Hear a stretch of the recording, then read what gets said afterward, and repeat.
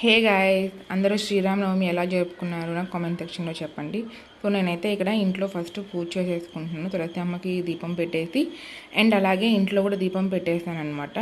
ఇక్కడ నాతో పాటు నానమ్మ కూడా పూజ చేసేసారు. సో ఇంక టెంపుల్కి వెళ్దాము, అక్కడ రాముల వారి కళ్యాణం జరుగుతుంది కదా, సో చూసుకొని వద్దాము అని చెప్పి ఇంట్లో దీపం పెట్టేసి వెళ్ళామన్నమాట. నేను నానమ్మ ఇద్దరము కలిసి. సో కళ్యాణం చూడడానికి అయితే రెండు కళ్ళు సరిపోవు. ఆ రామయ్య తండ్రి ఆ సీతమ్మ తల్లిని చూస్తూ ఉంటే అలా చూడాలనిపిస్తుంది. అండ్ కళ్యాణం అయిపోయాక ఇంటికి వచ్చి లంచ్ చేసామన్నమాట. అమ్మ ఈరోజు అండ్ పచ్చడి, ఫ్రై, సాంబార్ అండ్ అలాగే మజ్జిగ పులుసు చేశారు. చాలా యమ్మీ ఉంది.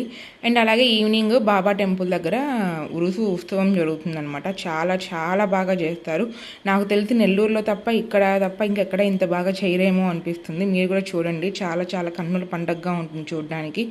సో చిన్నప్పుడైతే చాలా ఎక్సైట్మెంట్తో ఉండేవాళ్ళము. గుర్రాలు అవన్నీ వచ్చేవి, తోలు బొమ్మలు, ఇంకా చాలా చాలా ఆడేవన్నమాట వచ్చి. ఇప్పుడంతా తగ్గిపోయింది, కొంచెం క్రౌడ్ కూడా తగ్గిపోయింది. అంతకు ముందులాగా అంత జనాలు ఎక్సైట్మెంట్ చూపించట్లేదు.